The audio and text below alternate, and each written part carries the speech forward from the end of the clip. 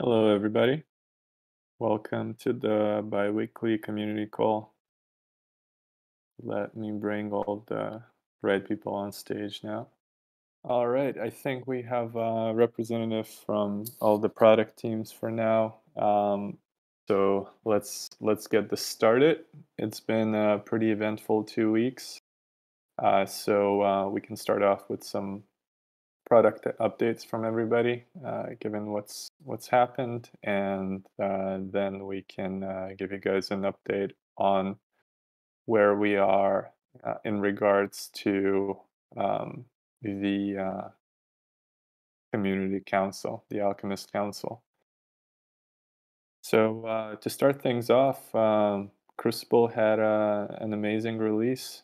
Joe and team, would you guys like to kick that off?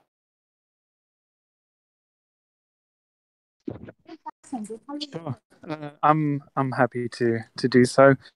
I've got Hyper and Ninja with me, so hopefully they can take over from me very shortly. So yeah, it's been a fantastic week for us. We finally got the artwork out.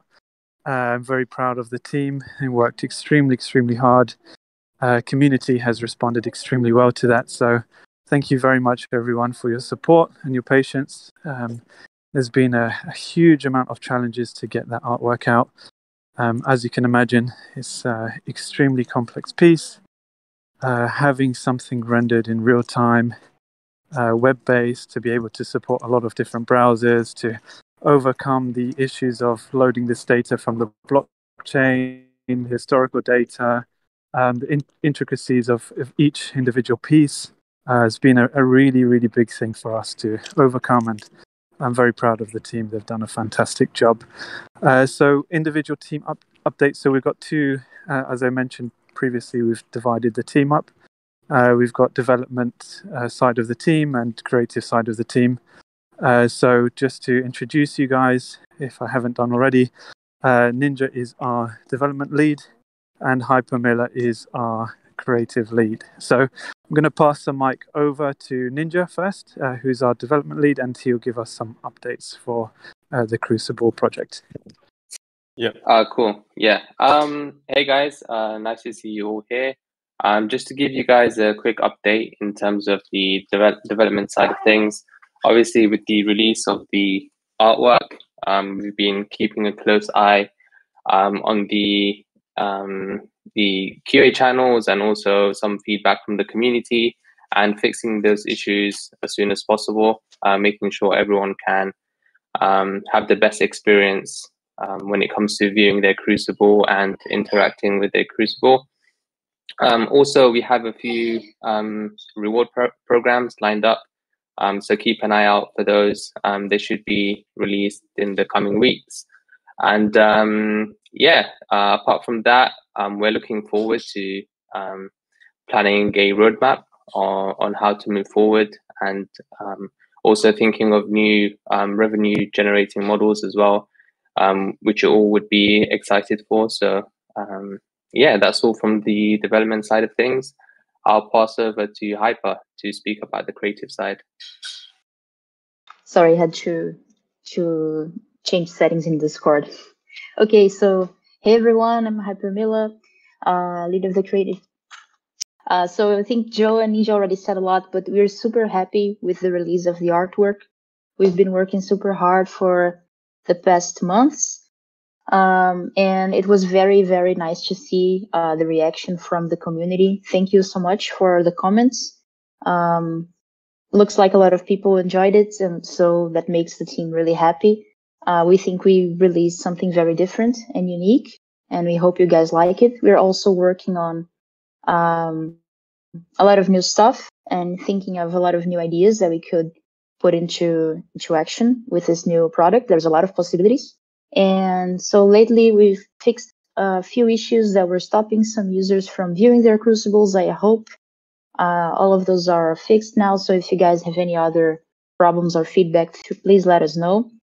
As Joe mentioned, this is a very challenging kind of technical product. Lots of compatibility issues to solve, but we worked a lot the past few months, and I think most of them had been solved by the time we launched, so that's very good.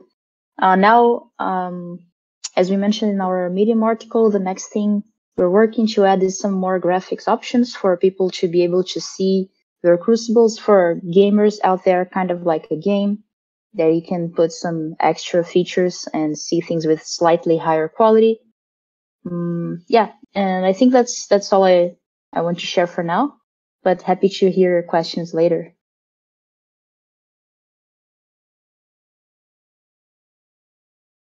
So yeah.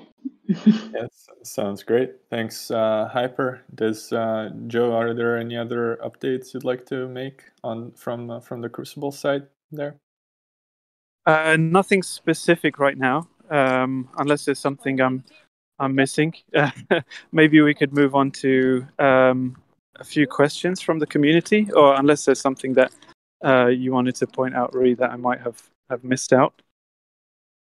No. That's nothing to point out on my end. Just wanted to make sure. Yeah, let's open it up to community questions for the Crucible team. So if you guys can just raise your hand, and then we can bring you on stage for questions.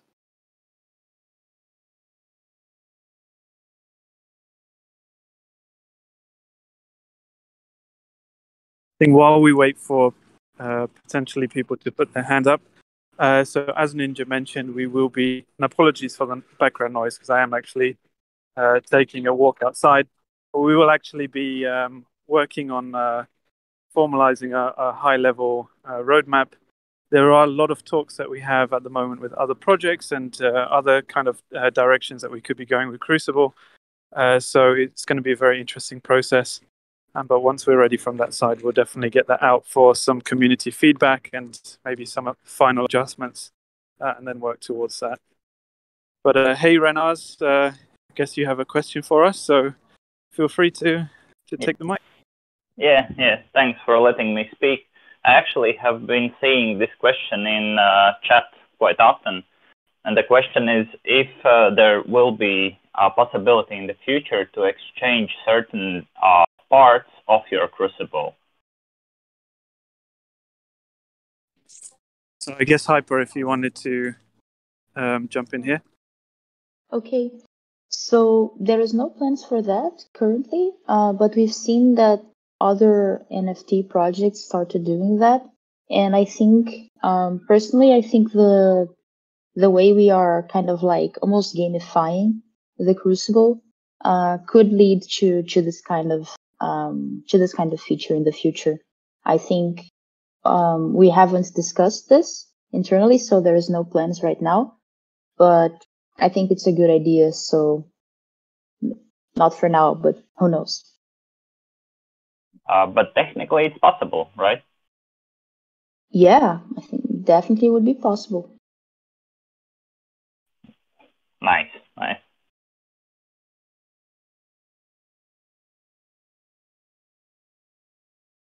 Cool. Thanks for your question. Did you have anything else you wanted to ask, or was that pretty much your question?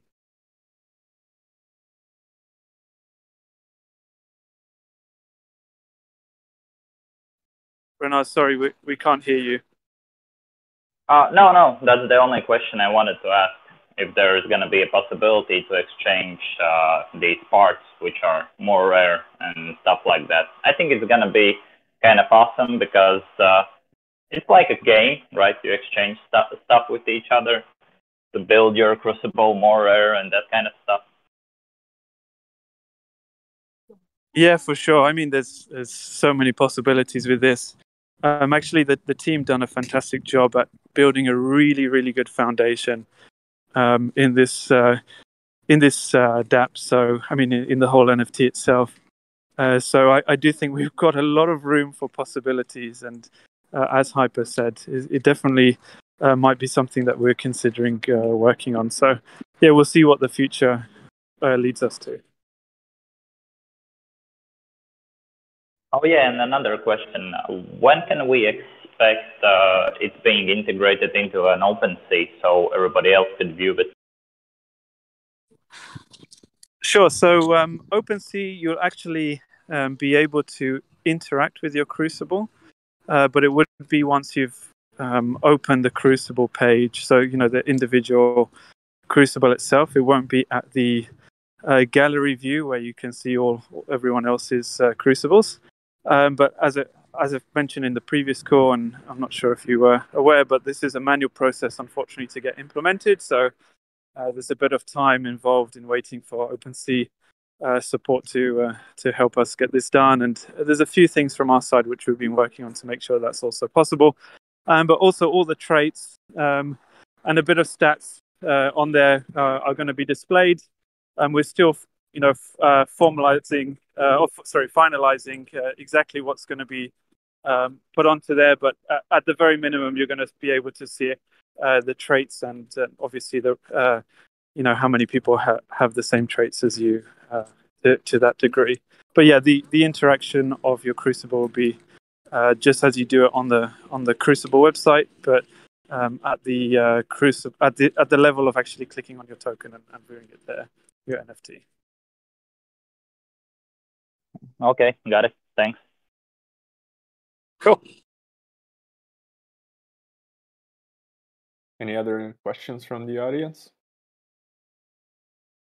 And yeah, thanks for Nars.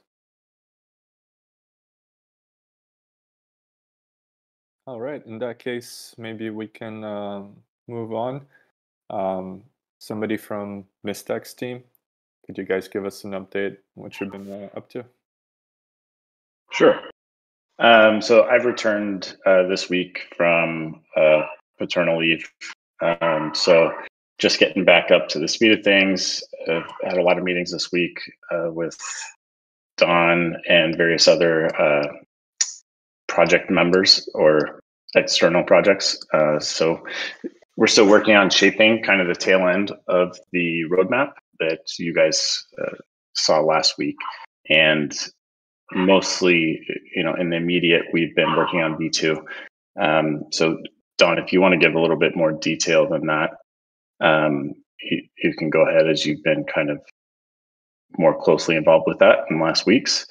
But there's going to be a lot of, I expect in the tail end of our roadmap, you'll see things changing as we kind of prioritize things and conclude some research that we've been doing in terms of contract work and L2s and AMMs. Yeah, so exactly that. We're working a lot on researching which L2, for example, or which chain we would like to go to, which will make sense in terms of strategy. And then immediately, so I mean, we've been exchanging a lot with the community recently, right? So there's not a lot of new things to say. But as you have seen, we've released the roadmap last Friday.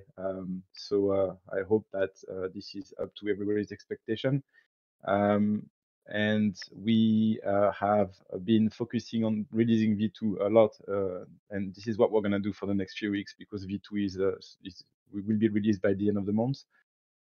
So for example, this week we've been reviewing a lot of the user interaction, and we definitely want to make this product as the best product, the best version that we could offer, and offer really a high interaction for the user, and really for the user to understand what's happening behind the scene.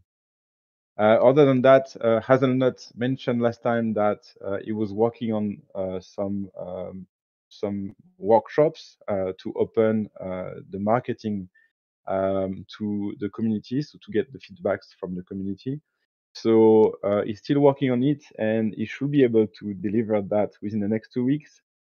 So you should expect some feedback on that within those 2 weeks. And the idea is that we want to include you to get your ideas, to share whatever you have in mind in terms of marketing, how we can grow, how we can get more adoption, how we can get more visibility, and increase the number of users, basically. So I think that's it for mistX. We are welcoming any questions from the community now. If anyone wants to ask any question, please feel free to do it.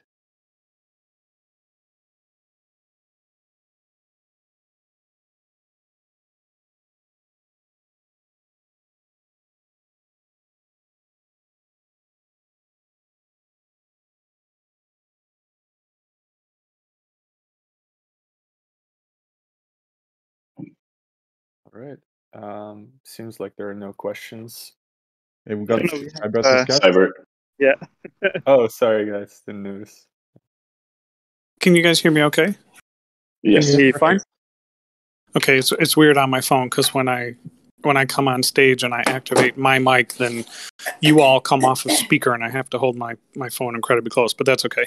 And forgive me if I haven't read all the documentation. I do apologize for that. But I didn't. My understanding was there's some gamification or some rewards based, like gamified things coming to mistX. If it's already in place, forgive me, I'll go check it out. But I haven't really heard any details on that, and I was just wondering if it's something that's already there, if it's coming soon, if you have sort of like a long-term rollout for that. Can someone just kind of give a once-over on where that's at? Yeah, sure. So the gamification, I mean, today you have some rewards that you can earn when you trade on mistX. These rewards are produced from the arbitrage opportunity from your trade.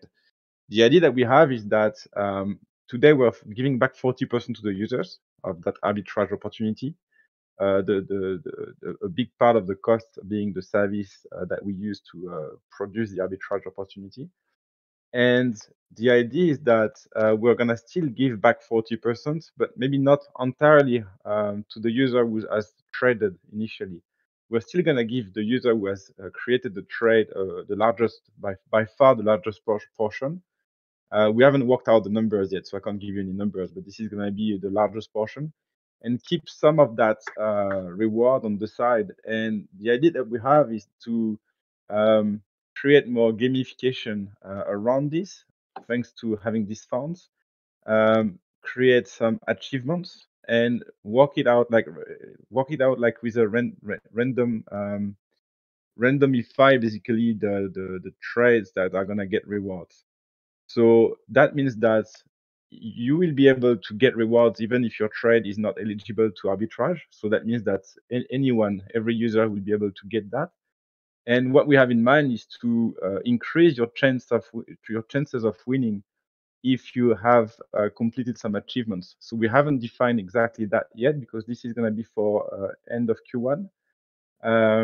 But what we have in mind, for example, is if you traded many trades this week, maybe you're gonna have more chances this week to get a reward. That's just an example. I'm not sure if we're gonna exactly do that, but there's plenty of things to do there. The other thing that we're thinking about, and this is also an option, is to build NFTs for certain achievements and push those NFTs to the user's wallet if they basically achieve some of the targets that we are gonna define. So this is also it's not a money reward, it's an NFT reward, but this could also identify who's really using the DEX more often, how much, and it could grow a certain base of users who are really loyal to the community and to using mistX. The idea behind this gamification process is to really I mean, there's multiple objectives, but one is to increase the user adoption, increase the number of users who's going to use the DEX, because if you're a small trader today, you have less chances, almost zero chances to get a reward. But by small trader, I mean small volume, because the small volume trades do not create such arbitrage opportunities as big volume trades. So here we're intending to increase the number of users using mistX, because everybody is going to have a chance to win the reward. And then we also want to create a sense of adoption and being part of something that's happening in the community. Exactly like what you will experience if you go to a video game and you start earning achievements. Then you have a sense of accomplishments and you have a sense of being part of something that's bigger. So that's the whole idea and intent in this gamification phase. Thank you. That's really thorough. I appreciate you taking a moment to break that down. And I don't want to spend, precious time in the community call, but if you give me just, 60 seconds to just add something to that, having been a person who's led gamification efforts across whole companies, having been, a creative director and a producer in the video game industry, and having read and taught on a ton of literature surrounding gamification. Gabe Zimmerman's books, Reality is Broken by Jane McConigal, quite a few studies that I've done and taught and spoken on. And when I used to teach at university, I would gamify all of my courses so that students didn't earn grades, they earned points. Everyone would have their A locked in by mid-semester, and that's actually when the real good work would start to come in. I don't have time to lay out the whole case study, but having said all that, and if you follow the communities centered around gamification on like Adobe's communities and things, the prevalent thing that we've learned about adding gamification is that many of the things you've spoken of, while very good, and they will increase engagement, many of those things are for a certain type of player only, what we would call like the alpha dogs or the hunter-killer player type. Because if you're talking about gamification, you're talking about people playing like a game. But Bartle breaks down players into 4 different players types. And again, I won't go into the whole thing, but I'm saying all that to say this. If you want to engage the whole community, if you want, any average Joe or Jane to really enjoy what you're doing with gamification, you have to move beyond what we call that bolted on approach, which is, hey, here's how you can engage and get real rewards. And look, it's kind of like a game. That's all good. But if you want real gamification, you have to add narrative, and you have to add story, and you have to add immersion. And of course, those are things that I'm a bit of an expert in, and that's kind of my forte in the realm of gamification. But I say all that to say, if you're sort of in the early stages of kind of planning some of this out, do some looking into how narrative, story, and immersion can add to that. It goes a little bit with something that I proposed to mistX some time ago, and Dyer's here. His wife has actually taken on this persona, but the mistX, this idea of sort of adding in characters and story. And it doesn't have to be superheroes. It doesn't have to be characters, but it was a look in the direction of, hey, how can we take a wonderful tool like mistX, this even applies to Copper and some other things, and add some genuine narrative to it, some branded-based narrative that has some form of characterization and some form of storyline that goes with it, so that when people are engaging with the material, it's not just, hey, if I do A, B, and C, I hit achievement D, and the reward is E. That's games. It's not gamification, because in gamification, we refer to that as a bolted-on approach, and it's good. I'm not deterring from it at all. I'm super excited to hear it. But you may want to bring someone onto your team or get an advisor or someone who can also say, that's all great, but here's how to add immersion and story, because what we've learned after 15 years of trying gamification and failing is that you need that element if you want to onboard everyone. So I hope some of that makes sense. I'm sorry for the quick buckshot thing. I'll let you guys get back to it now, but it's something to think about. Thank you very much. Oh, sorry, Daniel. Thanks for that feedback. That's very informative. And, while the ideas that Don has been talking about are kind of really in early stages of what we're thinking for gamification, we have some other priorities that we need to figure out first. And so when we get to kind of solidifying our strategies around gamification and what exactly that will look like, we'll definitely consider what you're talking about and probably look to have further conversations with you. Thanks, guys. Appreciate it. Love everything you're doing. Yeah, I was about to say that in a way that you seem to be way more experienced than we are around that topic. So definitely we welcome your feedback and ideas. And that's true for you, but that's true for anyone in the community who believes that he has something to bring in this area. One small alpha thing that I can say is that we started to have to build a narrative, but I can't speak more about it because even the other people in Alchemist do not know about it, and we need to align on this. But we started to build a narrative around the latest roadmap image that we've built that went out last Friday. I'm not gonna say more than this. Maybe this is gonna go down, and we're gonna change completely the narrative. But it's funny that you mentioned that because we were taking this direction with this roadmap when we built the roadmap. Awesome. Thanks, gentlemen. Thanks, Sabertooth Cat. Anybody else from the community have any questions here?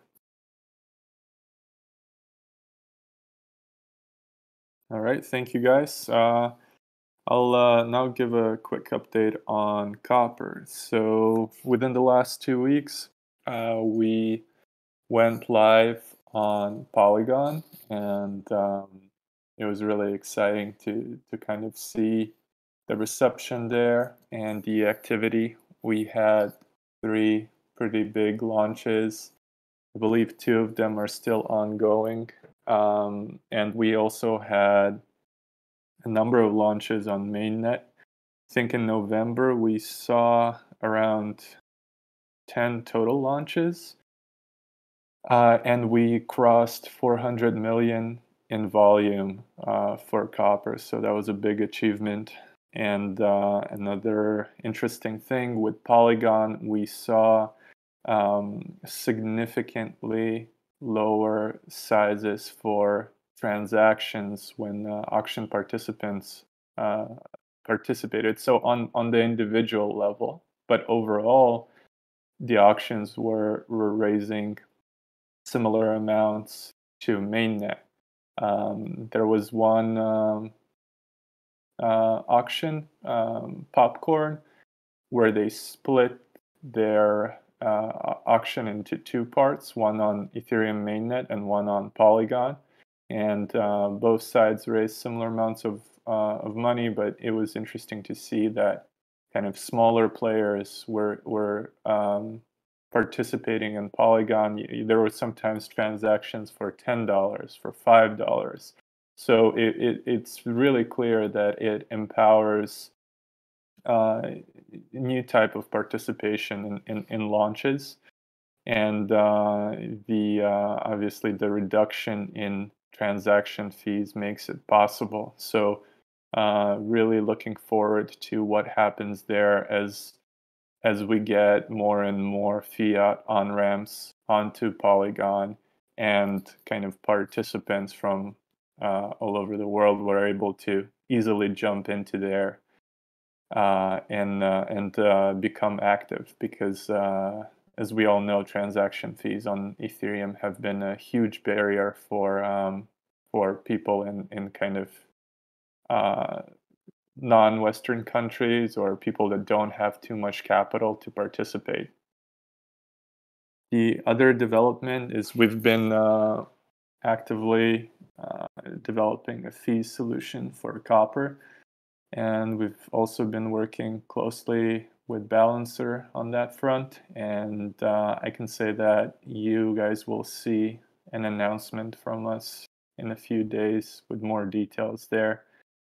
And obviously personally very excited about it, and the Copper team has had a really intense few weeks here with both the Polygon release and this new development. And so I want to give kudos to everybody there for all their hard work, and definitely a lot to kind of navigate to get stakeholders on board when you're making a change like that to the platform. So it's certainly been interesting.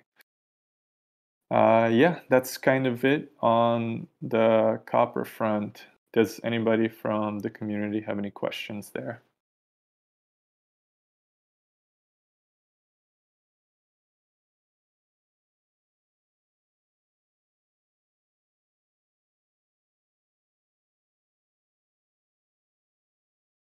I'll give it 30 more seconds. If I don't see a request, we can move on to the next topic.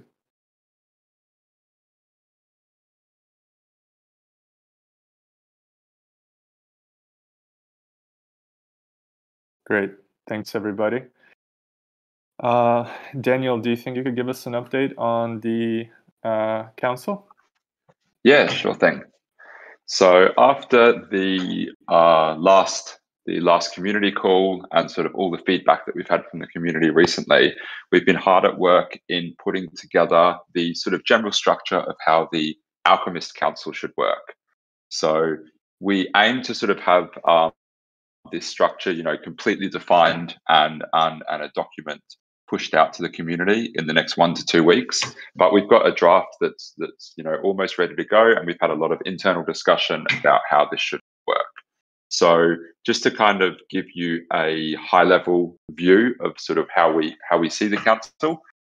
So we really see the council as playing a key role in steering and guiding the Alchemist community in sort of having decision-making power and not having to rely on the communities to make just general day-to-day decisions about how the project operates.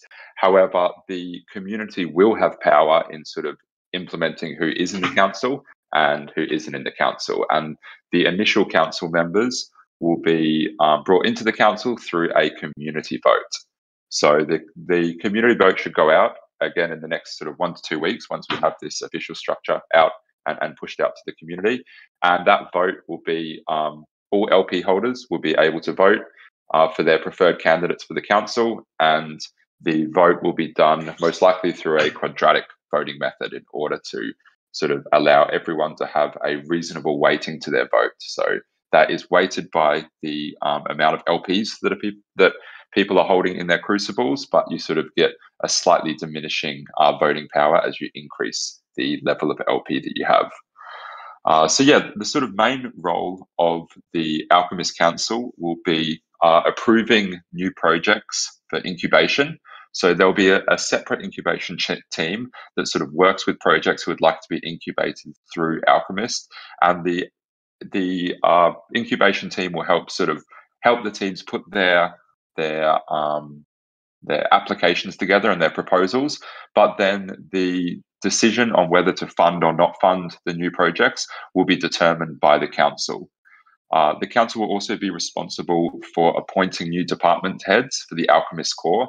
So that's things like the heads of operations, of coordination, and of community.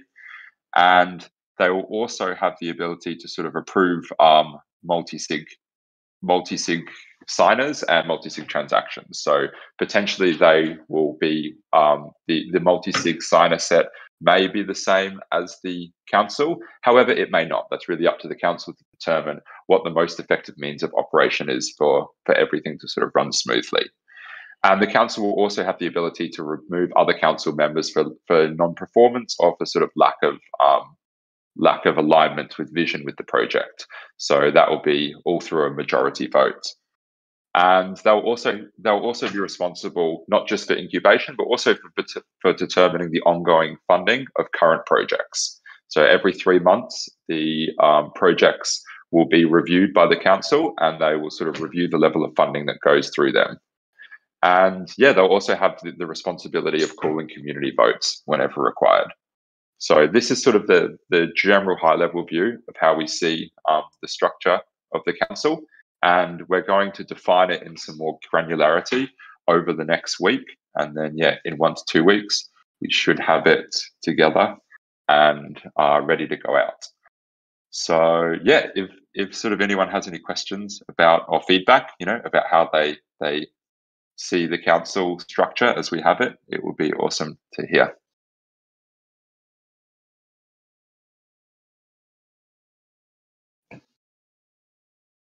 I'll give it 20 seconds or so if anyone wants to raise their hand.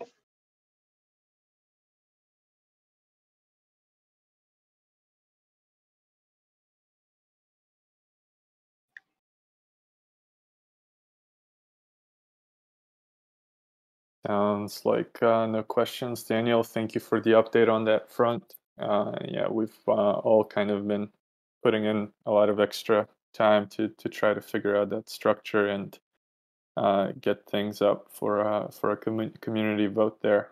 So really, Yeah, thanks. I did have actually one last thing that I forgot to cover, and that's that over the next week, what we'll be doing is we'll be running the sort of structure before we put it out to the community past a few people who have sort of led the governance design processes amongst other sort of well-known crypto projects. So we think it's very important to have a external set of eyes on this and other people that have been through this process with their communities before, in order to ensure that there's not any obvious things that we're missing out on or things that we should have thought about throughout the structuring process.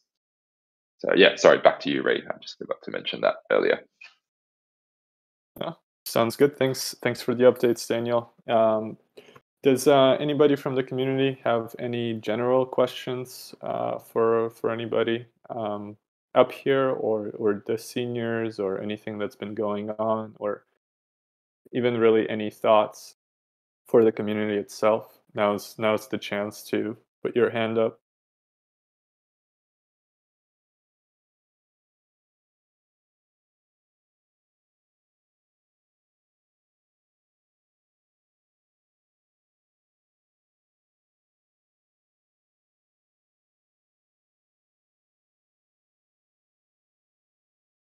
Okay, in that case, that's the bi-weekly call.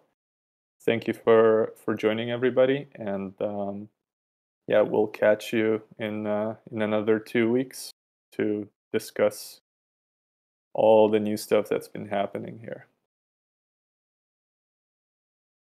Bye, everybody. Thanks, everyone. See you, everyone. Thanks for your time. Bye, everyone.